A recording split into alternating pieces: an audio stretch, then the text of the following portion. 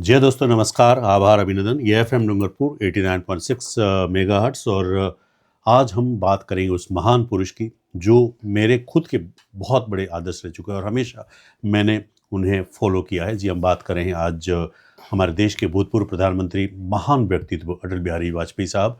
और अटल बिहारी वाजपेयी जी के बारे में जैसा कि आपको मैं बता दूं कि आज से 100 साल पहले यानी कि आज के दिन 25 दिसंबर को 1924 में उनका जन्म ग्वालियर में हुआ था।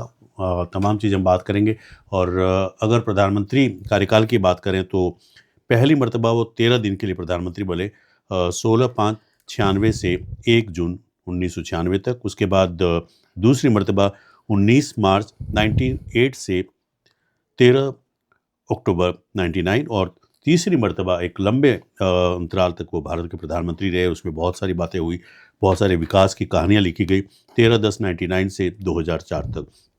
खैर, अटल जी के बारे में हम बात करें तो उनके पिताजी एक शिक्षक हुआ करते थे और अटल जी जनसंघ के संस्थापक से और 1968 से 1973 तक अटल जी उसके अध्यक्ष भी रहे। उसके बाद कई मरतबा वो विदेश मंत्री, तमाम चीज़ें आज हम बात करेंगे। लेकिन सबसे पहले तो मैं मेरे आदर्श अटल बिहारी वाजपेयी जी को शत शत नमन करता हूँ और तमाम चीज़ों को लेकर आज हमारे बीच मौजूद हैं शिक्षाविद, साहित्यकार और पूर्व शिक्षा अधिकारी डॉक्टर प्रकाश जी शर्मा गुंजन। सर, बहुत बहुत स्वागत है। तो कैसे शुरुआत करना चाहेंगे इस महान व्यक्तित्व के बारे में? आज मेरे लिए गौरव का दिन है जी कि आज के दिन ही ग्वालियर की धरती पर जी पंडित कृष्ण कुमार वाजपेयी जी और माँ भी कृष्णा, अच्छा, माँ कृष्णा की कोख से ग्वालियर की गलियों में जी हमारे देश के, जैसा आपने कहा, युग दृष्टा जी और जीवन को सदैव सत्य के साथ जीने वाले एक जी महान व्यक्तित्व ने जन्म लिया, जी जिनको हम अटल बिहारी जी वाजपेयी के नाम से संबोधित करते हैं और जानते हैं। उनका जीवन, हम तो उनकी क्या व्याख्या करें, लेकिन ईश्वर कृपा से उनके बचपन का जो जीवन था वो बड़ा ही अलग प्रकार का था। घर में एक सांस्कृतिक वातावरण था। जी पिता शिक्षक थे। स्वाभाविक रूप से जिनके पिता शिक्षक होते हैं उनको बचपन से ही संस्कारमय जीवन मिलता है, जीने को मिलता है, जिसका प्रभाव वाजपेयी जी के जीवन पर अंतिम तक दिखता है। जी अगर उनके जीवन का पूरा अध्ययन करेंगे तो मुझे लगता है कि एक भी पल उनका ऐसा नहीं रहा कि उन्होंने संस्कारों को और मर्यादाओं को त्यागा हो, चाहे उनके सामने शत्रु खड़ा हो, जी लेकिन कभी भी उन्होंने असत्य का या अन्याय का सहारा नहीं लिया। ऐसे देश के प्रधानमंत्री जी, कूटनीतिज्ञ, राजनीति के धुरंधर, जी ऐसे देश के प्रधानमंत्री जी को मैं सर्वप्रथम तो शत शत नमन करता हूँ और अपनी ज़िंदगी के कुछ पुण्य प्रसून उनको मैं अर्पित करना अपना सौभाग्य समझता हूँ। जी आज आपने अपने स्टूडियो में मुझे बुलाया जी जी और इस विषय पर चर्चा करने के लिए। मैं याद करता हूँ मेरा बचपन जी 1978-79 मैं जब बहुत छोटा था, 8वीं कक्षा में पढ़ता था, जी अटल बिहारी जी की कविताओं को सुनने के लिए मेरे गांव से 15-16 किलोमीटर दूर रात को हम 4-5 दोस्त साइकिलों से, घने बियड़ों से होकर के सागवाड़ा के एक बस स्टैंड पर पान का एक गल्ला था, वहाँ उनकी कैसेट्स को सुनने जाते थे। उनकी कविताओं में, उनके भाषणों में वो ओज होता था, तेज होता था, जो हमें नई प्रेरणा देता था और उत्साहवर्धन करता था। मैं उनकी बात शुरू करूं, उनके बचपन का जीवन बड़ा ही, घर में एकदम धार्मिक वातावरण था। अच्छा, उनकी माँ अनेक प्रकार से रामायण की चौपाइयों को दोहराती रहती थी जी और कृष्ण कुमार जी का जीवन बड़ा सरल था, जी तो सादगीपूर्ण जीवन था जो हमने अंतिम तक देखा जी और वही उनके जीवन पर एक बड़ा प्रभाव था।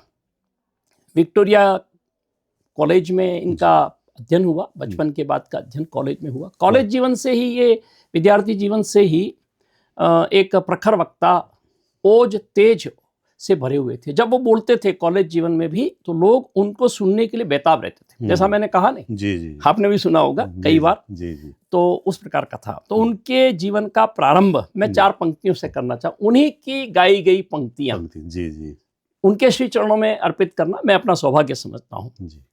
वो किस प्रकार से हम सबको प्रकाशमान करते हैं, वो हमारे लिए सीखने का एक आज केंद्र बिंदु है। जी। व्यक्ति के जीवन को 100 वर्ष बीत जाते हैं, जी। व्यक्ति भौतिक रूप से हमारे बीच में नहीं है, लेकिन उनके जीवन का जो अध्यात्म और प्रेरणा है वो आज भी मुझे लगता है कि हमारे साथ में है। जी। जी। शारीरिक रूप से नहीं, हमारे यहाँ तो कहा गया है कि शरीर नहीं रहता, लेकिन व्यक्ति की आत्मा सदैव हमारा मार्गदर्शन करती रहती है। जी जी बिल्कुल। तो निश्चित रूप से वो हमारे बीच में है, आज भी बीच में है। जी। अभी हम चर्चा कर रहे हैं उसमें भी हमारे बीच में, मुझे ऐसा लगता है। और वही हमको कुछ कहने को प्रेरित कर रहे हैं। जी। वो कहते हैं जी। आओ फिर से दिया जलाएं, जी। आओ फिर से दिया जलाएं, जी। भरी दोपहरी में अंधियारा, ओके, भरी दोपहरी में अंधियारा, सूरज परछाई से हारा। जी। सूरज परछाई से हारा, अंतरतम का नेह निचोड़े। जी। जी। अंतरतम का नेह निचोड़े, बुझी हुई बाती सुलझाएं। जी। बुझी हुई बाती सुलझाएं, आओ फिर से दिया जलाएं। जी।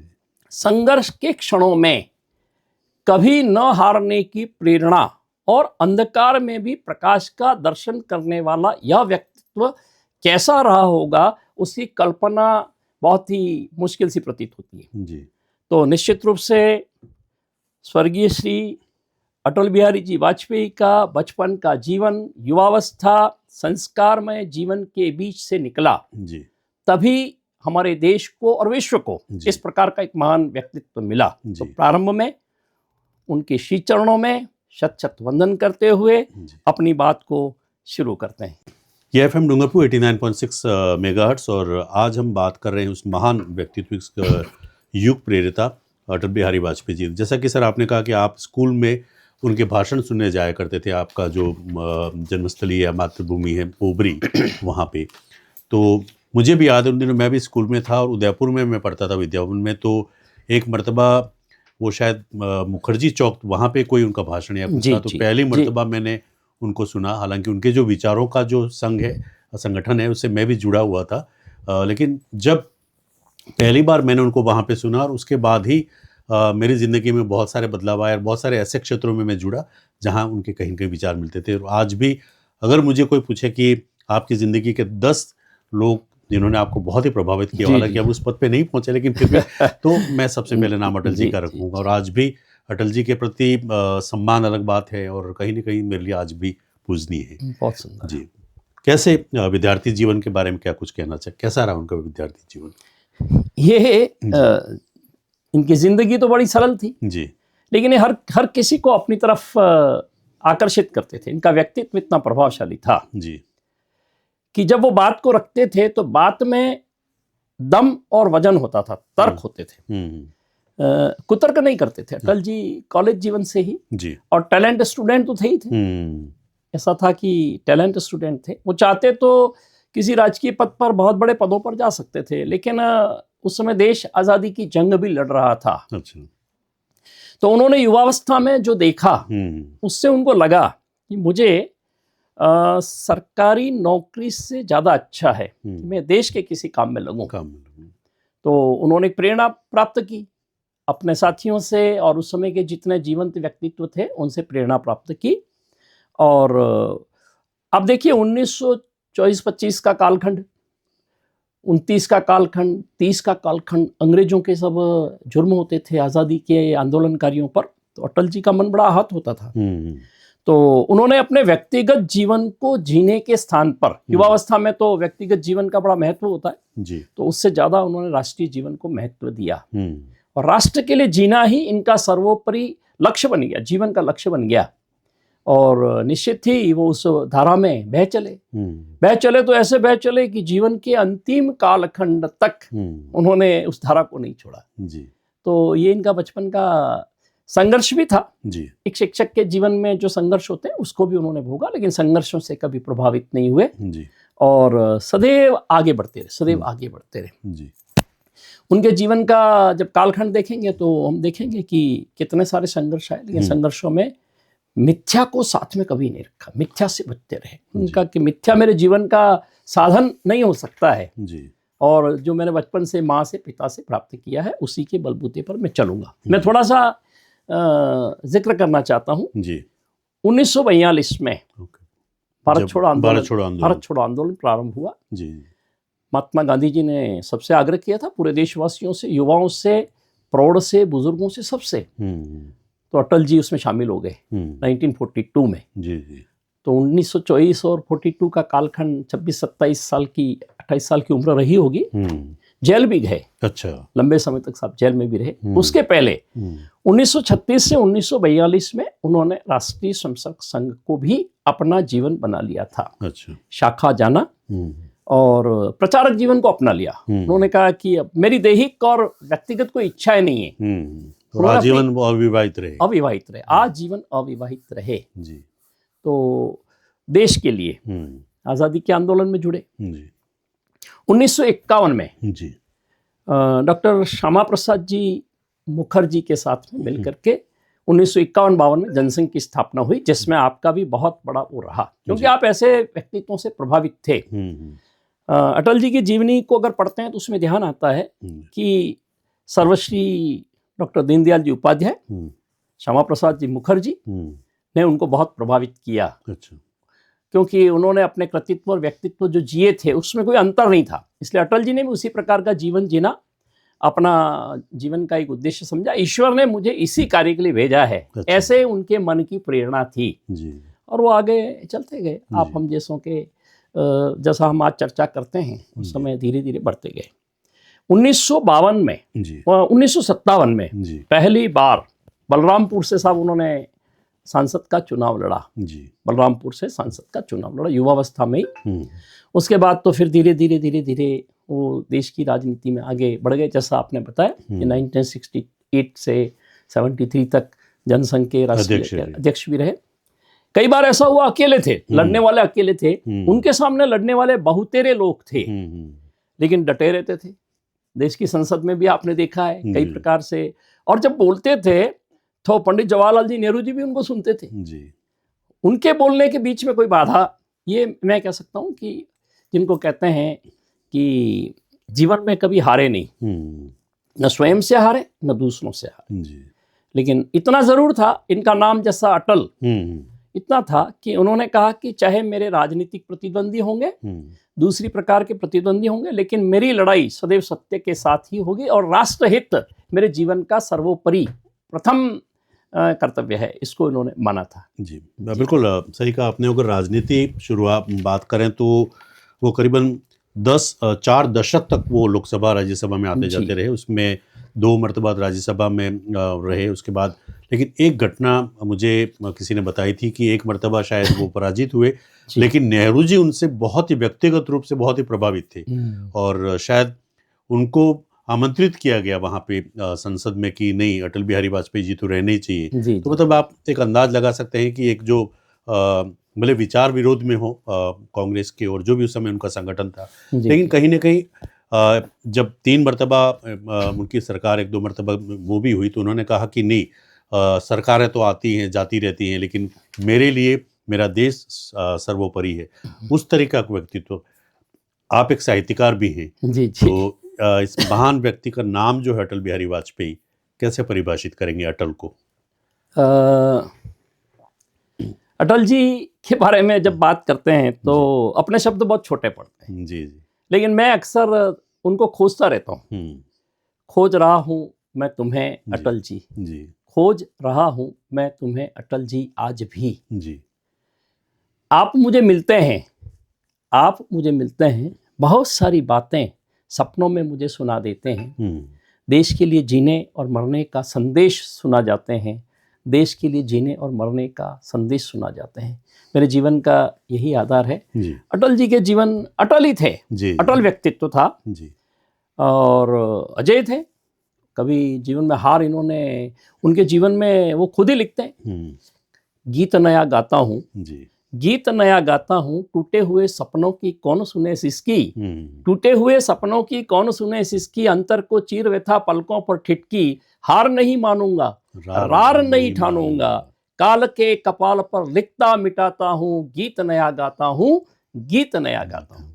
अब देखिए साहब कितना पॉजिटिव एनर्जी, उत्साह और सकारात्मकता जीवन में भरी हुई थी कि हार नहीं मानूंगा, जी हर स्थिति में नया मार्ग चुनूंगा जी और नए मार्ग से अपने जीवन के माध्यम से अन्यों को प्रेरित करके, अन्यों को साथ में सदैव सबको साथ में लेकर के चलना। जी कभी अकेले उनको जीवन जीना अच्छा नहीं लगता था। कवि थे, साहित्यकार थे, लेखक थे, उनकी लेखनी में धार थी। जी जी ये पांचजन्य के संपादक रहे, अर्जुन वीर के संपादक रहे, संपादक भी। और अगर और बात करें जी तो इन्होंने राष्ट्रधर्म का संपादन किया, राष्ट्रधर्म पत्रिका का संपादन किया। अच्छा, ऐसी बड़ी बड़ी पत्रिकाओं में संपादक रहे।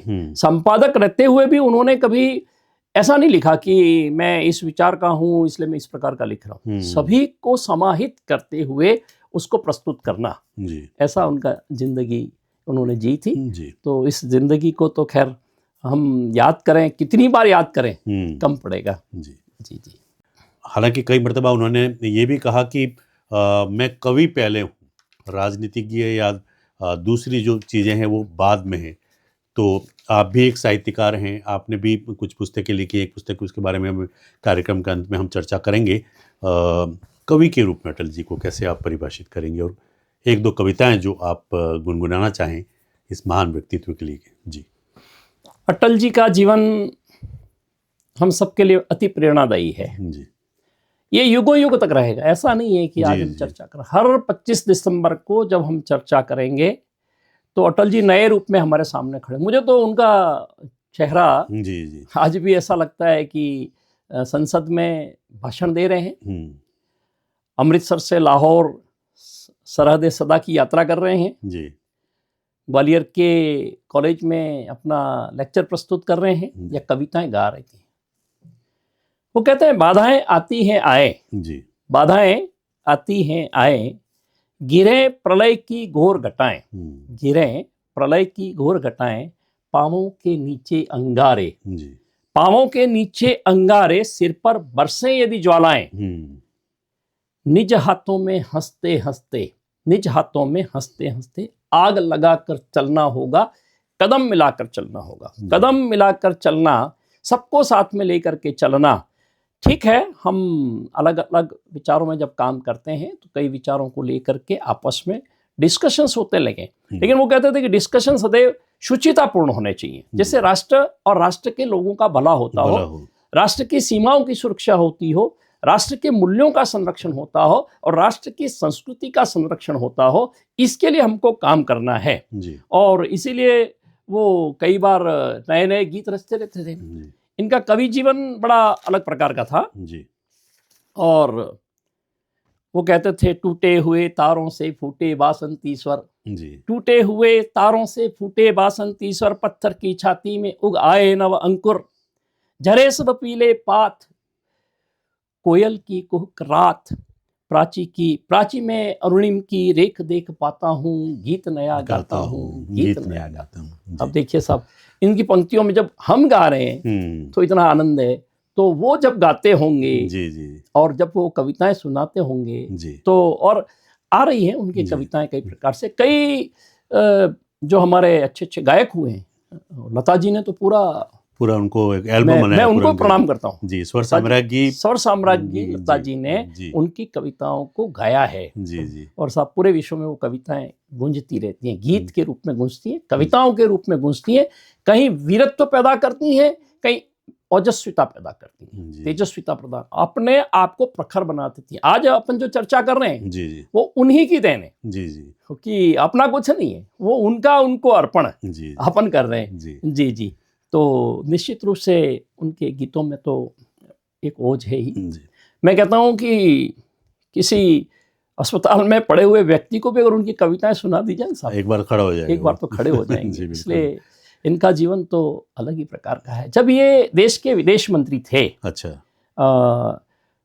मोरारजी भाई देसाई के समय में 77 संयुक्त राष्ट्र महासभा में पहली बार भारत की मातृभाषा, राष्ट्रभाषा हिंदी में उन्होंने अपना प्रखर ओजस्वी भाषण दिया था। हिंदी में दिया था और पूरा विश्व उनको सुन रहा था जी। और जो तालियों की गड़गड़ाहट, उसमें पहली बार संयुक्त राष्ट्र महासभा के मंच पर यदि किसी ने राष्ट्रभाषा में बात की और राष्ट्र के लिए अपना पक्ष प्रस्तुत किया तो भारत के प्रधानमंत्री जी अटल बिहारी वाजपेयी थे। बिल्कुल आपने सही कहा। अगर इतनी तालियां या तो विवेकानंद स्वामी विवेकानंद जी के समय अमेरिका में बजी थी या फिर अटल बिहारी वाजपेयी जी के समय बजी थी। जी। एक व्यक्तित्व की मैं बात करूं, हालांकि इतना मैंने कुछ काफ़ी पढ़ा है उनके बारे में।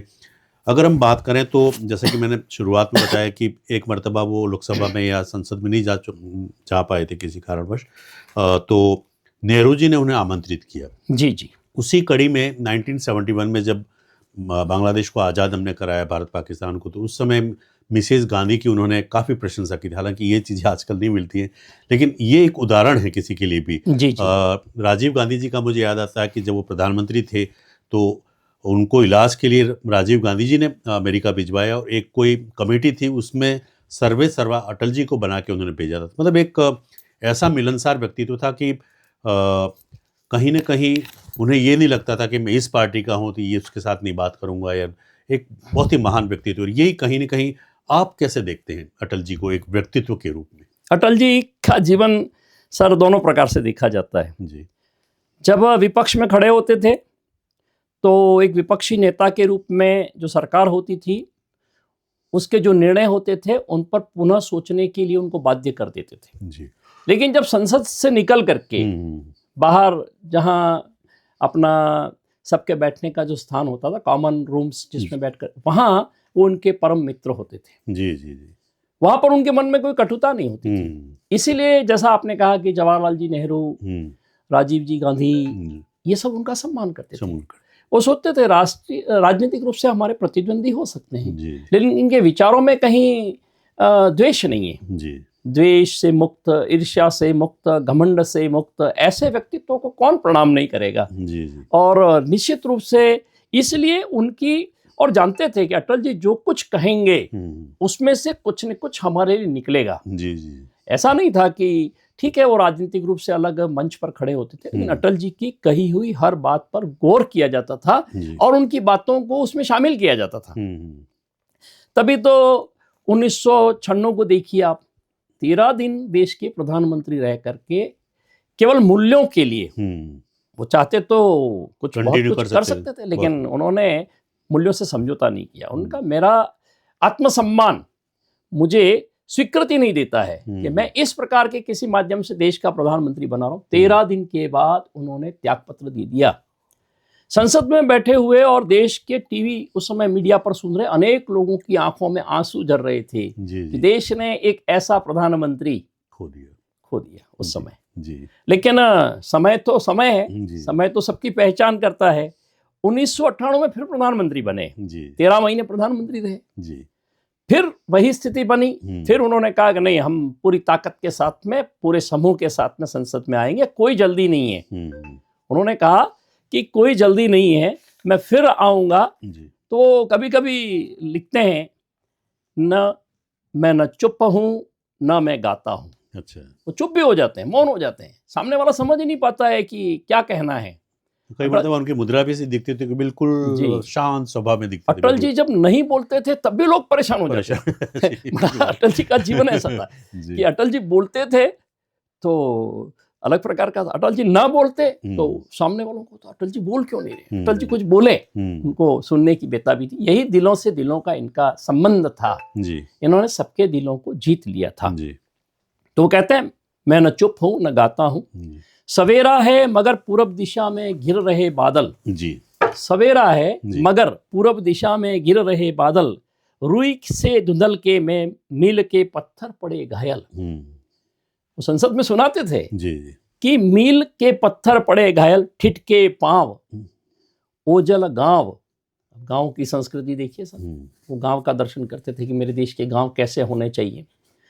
इसीलिए उन्होंने प्रधानमंत्री सड़क योजना गांव में चलाई, गांव से गांव जुड़ते चले गए। चतुर्भुज सड़क और स्वर्णिम चतुर्भुज योजना लगभग मुझे याद है 5338 किलोमीटर लंबी सड़क योजना पहली बार 6 लेन 4 लेन का उस समय प्रारंभ हुआ।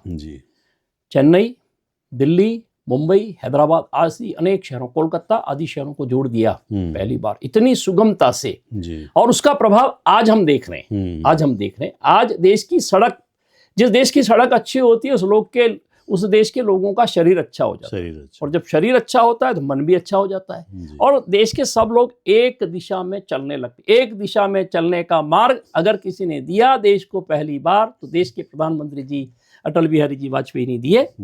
वो कहते हैं न जड़ता है न गतिमयता, स्वयं को दूसरों की दृष्टि से देख पाता हूँ, आत्मवत सर्वभूतेषु, यहाँ दर्शन होते हैं।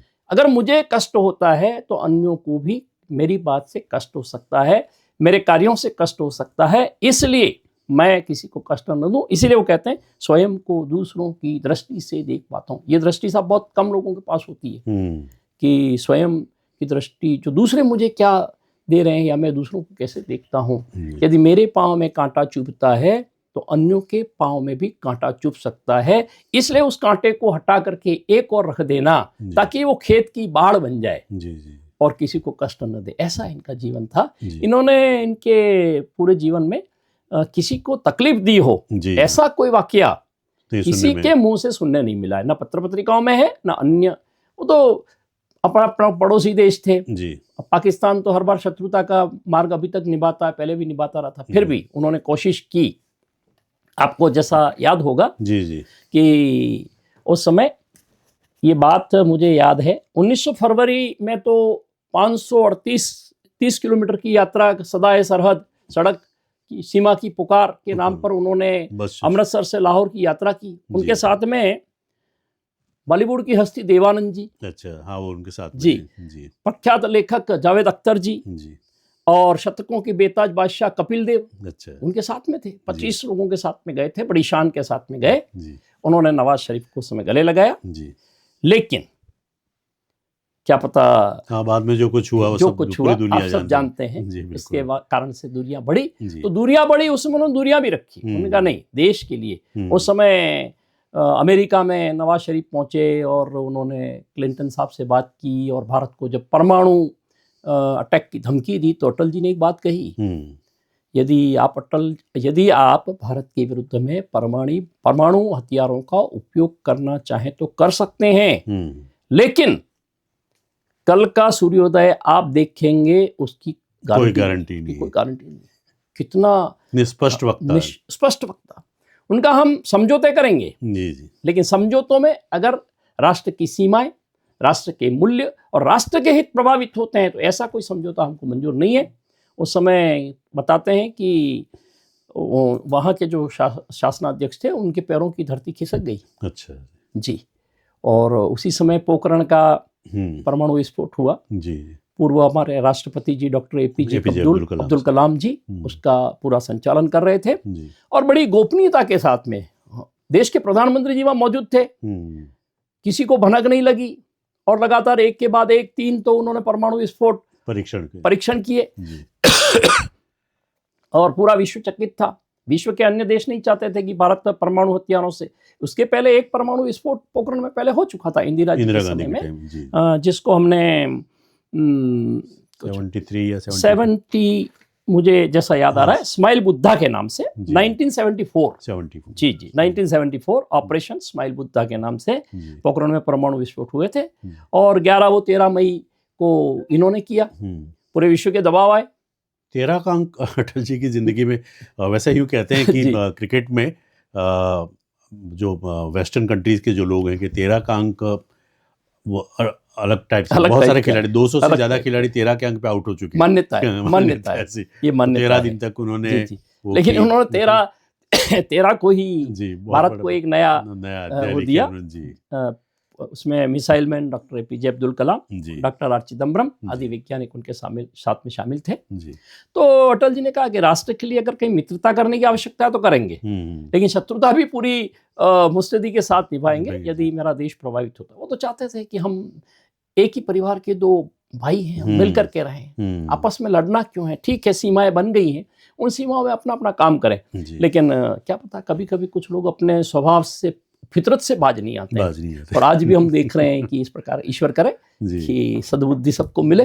ऐसा अटल जी के इस जन्मदिवस पर हम निश्चित रूप से ईश्वर से प्रार्थना तो करेंगे। जी स्वर्णिम चतुर्भुज सड़क परियोजना की बात आपने बहुत कही है। भारत की बड़ी सड़क परियोजना थी, बहुलेन मार्ग के नाम से भी जाना जाता है। उन्होंने सब महानगरों को जोड़ा। ये जी। केवल महानगरों को जोड़ने का काम नहीं था, ये दिलों को जोड़ने दिलों का को काम जोड़ने का था। काम। दिलों को जोड़ने का काम था।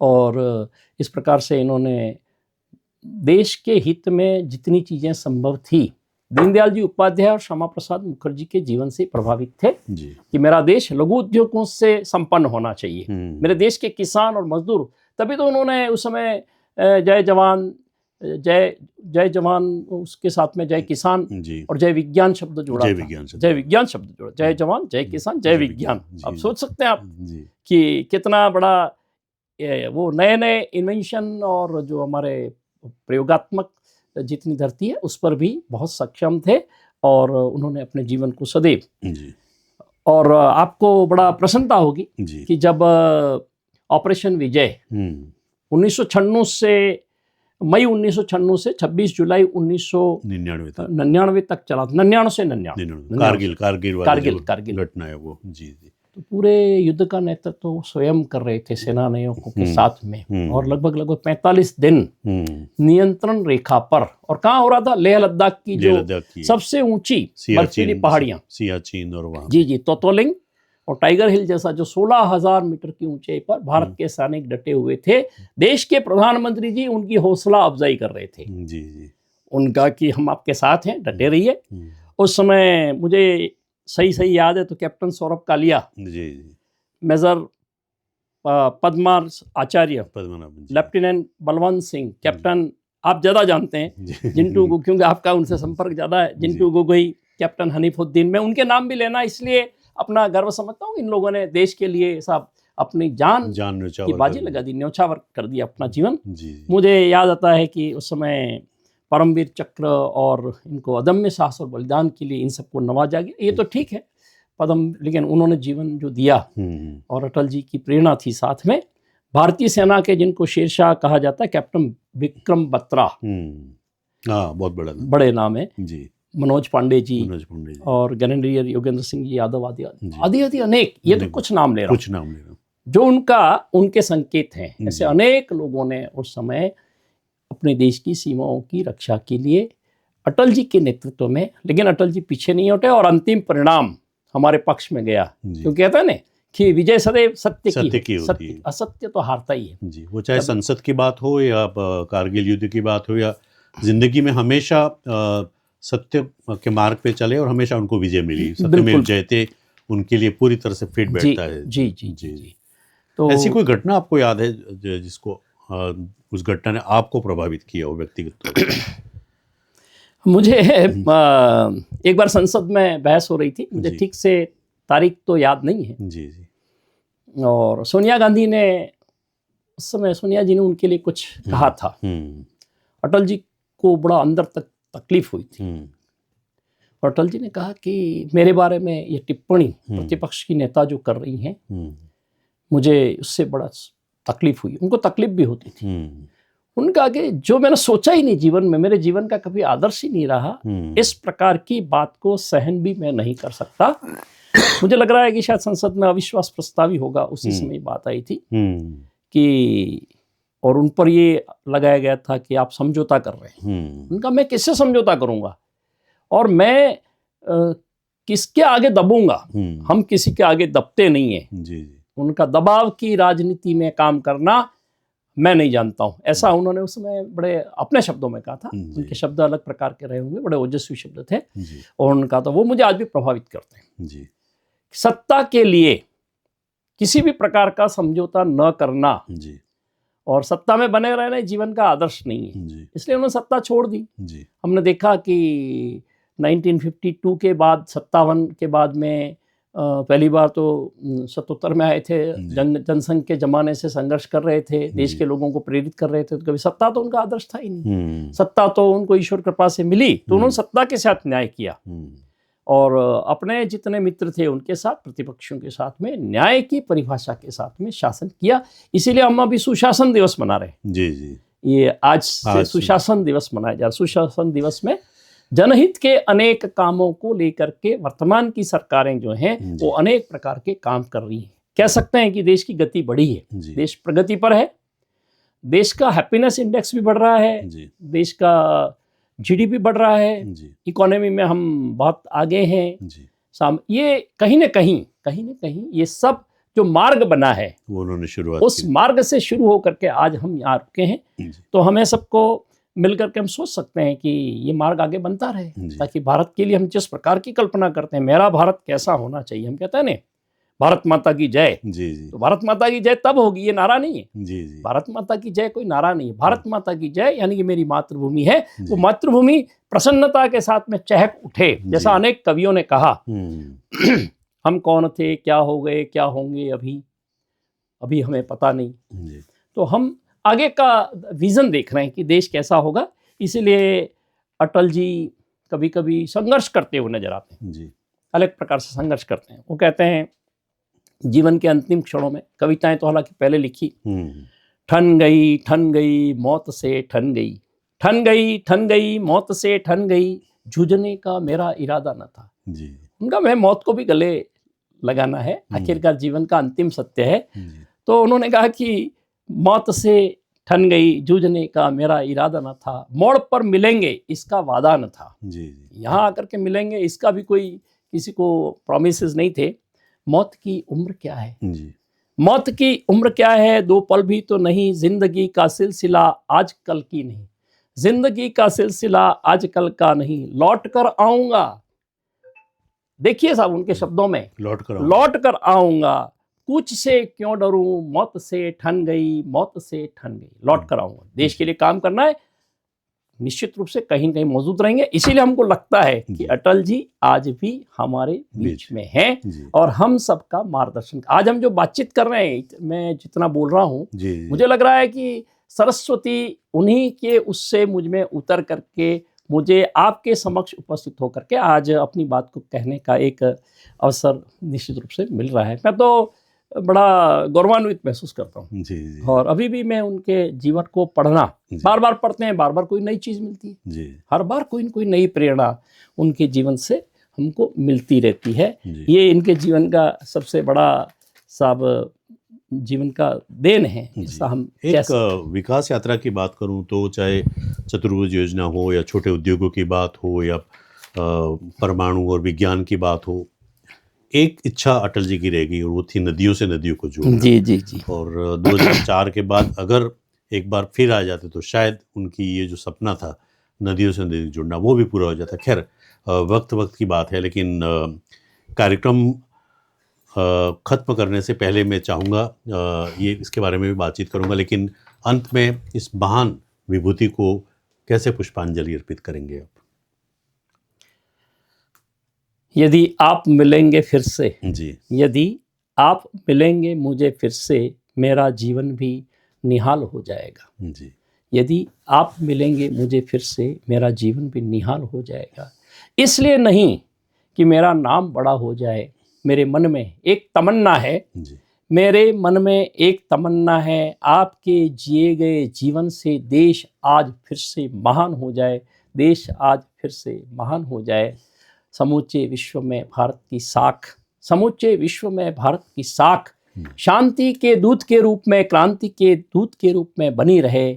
ऐसे ही मेरे जीवन की इच्छाएं हैं और मैं अटल जी के आज के दिवस पर उनके श्री चरणों में ये पंक्तियां अपनी अर्पित करना चाहूँगा इस चैनल के माध्यम से। जी जो दोस्तों, इससे पहले कि आज की हमारी वार्ता हम समाप्त करें और मैं सर को धन्यवाद दूं, इससे पहले मैं बता दूं कि डॉक्टर प्रकाश चंद्र जी शर्मा, जिनका उपनाम गुंजन है, एक साहित्यकार भी हैं और ये पुस्तक जो आप देख रहे हैं, मेरी 60 कविताएं, हालांकि किसी कवि या किसी साहित्यकार की कविताएं गिनने में गणना हम नहीं कर सकते हैं, लेकिन फिर भी ये जो कविता है वो पुस्तक आप भी अमेज़ॉन से उससे प्राप्त कर सकते हैं। तो क्या कुछ है इस पुस्तक में सर, क्या कुछ कहना चाहिए? जी, मेरे इस पुस्तक में मेरे 60 वर्षों के जीवन का एक निचोड़ है जो मैंने अपने गांव से प्राप्त किया, गांव की नदी से प्राप्त किया, गांव के कुओं से किया, गांव के बीहड़ से किया, गांव के विद्यालय से प्राप्त किया जी। वो सब इसमें है जी। मेरी माँ किस प्रकार से बचपन में पालना झुलाती थी, पिता किस प्रकार से कंधों पर चढ़ा करके मुझे नदी पार कराते थे, वो सब उसमें है। गांव के वो लोग सारे बड़े बड़े लोग, चाहे वो किसान हो, गांव के पंडित हों, गांव के व्यापारी हों, जिन्होंने मेरे जीवन को प्रभावित किया, वो सब इसमें है। मैं इसकी केवल 4 पंक्तियां जो मैंने नहीं लिखी हैं, जिन्होंने मुझे इस कविता लिखने के बाद में थोड़ा सा प्रेरणा दी। शब्द सृजन, यह जो है व्यक्ति के बचपन, बाल्यावस्था, किशोरावस्था एवं बुढ़ापे के लक्षणों को परिलक्षित करते हुए मानव जीवन को सार्थकता प्रदान करता है। इस शब्द को जो सृजन है, तो मैं कभी कविताओं को ढूंढता था, तो मैंने लिखा कि खोज रहा हूं तुम्हें कविता, खोज रहा हूं तुम्हें कविता, बरस बीत गए पल पल में ही, पता ही नहीं चला कविता, बस खोज रहा हूं मैं तुम्हें। जीवन की खोज है, सब कभी खत्म नहीं होती। किसी न किसी रूप में हम सब खोज रहे हैं, ईश्वर को खोज रहे हैं, अपने अंदर की प्रेरणा को खोज रहे हैं, मित्रों को खोज। अनेक मित्र बनने के बाद में भी जब कोई नया मित्र बनता है तो हमको प्रसन्नता होती है। तो इसका कर्तव्य बोध का भी इसमें एक आई है। मैं कभी कभी पथिक विजय सिंह और खरवा ठाकुर साहब और भील प्रेमचंद, उनको भी इस कविता में मैंने याद किया है। उन्होंने अपने जीवन में जो संघर्ष किया, लाल बाल पाल तांत्या टोपे, आज़ाद शेखर सी स्वाधीनता के गीत गाता हूँ, मैं कविता। मैंने कभी कविता को खोजा है, कभी कविता को गाया है। तो अलग अलग प्रकार से भारत का जय जय गाने की इच्छा से मैं कविताएं लिखता हूँ। ये मेरे जीवन का एक छोटा सा है। 1-2 मिनट में मैं अपनी बात को और पूरा करूँगा। सहज रहिए, सरल रहिए, सहज रहिए, सरल रहिए, प्रभु की दी हुई सांसों को यूं ही न गंवाइए, प्रभु की दी हुई सांसों को यूं ही व्यर्थ ना गंवाइए, सहज रहिए, सरल रहिए, प्रेम भाव बहाइए। हम गाते हैं सब, ज्योत से ज्योत जगाते चलो प्रेम की। आज भी वो गीत चलता है। तो आज भी सबको आवश्यकता है। प्रेम की आवश्यकता किसको नहीं है? जीवन में सबको आवश्यकता है। तो प्रेम यदि हम किसी को दे देते हैं, आप पैसा टका मत दीजिए, आप कुछ भी सहयोग मत करिए, लेकिन अपनत्व अगर देंगे तो अपनत्व से अपनत्व प्रकट होता है, और उस अपनत्व के कारण से देश का वातावरण बहुत अच्छा हो जाता है। हम सबको आवश्यकता है, हम कहीं भी रहते हो अलग अलग प्रकार से। तो अपनत्व की बात हमने कही है। मुझे समुद्र में होता हुआ शोर सुनाई देता है कि आज जो नई नई मशीनें चलती हैं, उस प्रकार से समुद्र के जीव हैं, किस प्रकार से वो सब त्राहिमाम कर रहे हैं। तो वो अपने को, कई बार मुझे लगता है कि जीवन में हार, जैसा अटल जी ने कहा कि हार नहीं मानूंगा, रार नहीं ठानूंगा, तो मैं कहता हूँ विजय तुम्हारी निश्चित होगी, विजय तुम्हारी निश्चित होगी, यही सत्य संकेत, यही सत्य संकेत। हम दीप सजाए आस जगाए बैठे हैं, स्वर्णिम पन्नों पर उजला इतिहास उकेरने कलम सजाए बैठे हैं, विजय तुम्हारी निश्चित होगी। कलम, हम कलम के ईश्वर ने हमको थोड़ा सा दिया है, तो हमारी कलम इसलिए चले, ऐसा प्रयास मैंने इन 60 कविताओं में किया है, और मेरा आग्रह है कि आप जरूर। जी दोस्तों, ये थे डॉक्टर प्रकाश चंद्र जी शर्मा गुंजन, और आज हमने बात की हमारे देश के भूतपूर्व प्रधानमंत्री, हमारे देश के भारत रत्न अटल बिहारी जी वाजपेयी की आज जन्मतिथि है, सुशासन दिन है। और अलग अलग आयामों से डॉक्टर साहब ने हमें बताया कि वो चाहे उनके बचपन की बात हो, चाहे विद्यार्थी जीवन की बात हो, चाहे उनके राजनीतिक जीवन की बात हो, चाहे अलग अलग क्षेत्रों में जो जिया, एक कवि के रूप में। अटल जी खुद कहते थे कि मैं कवि पहले हूँ, बाकी सब चीज़ें बाद हैं। तो एक बार फिर से जाते जाते मैं इस महान व्यक्तित्व को शत शत नमन करता हूँ और पुष्पांजलि अर्पित करता हूँ। धन्यवाद। अगले सप्ताह एक और नए विषय के साथ मिलेंगे। साथ ही साथ मैंने प्रकाश जी की जो किताब प्रकाशित हुई उसके बारे में एक मर्तबा और मुलाकात करेंगे, क्योंकि ये कोई छोटा सब्जेक्ट नहीं है, लेकिन चूंकि आज समय की कमी है इसलिए हम थोड़ा ज़्यादा बात नहीं कर पाए। बहुत बहुत धन्यवाद सर।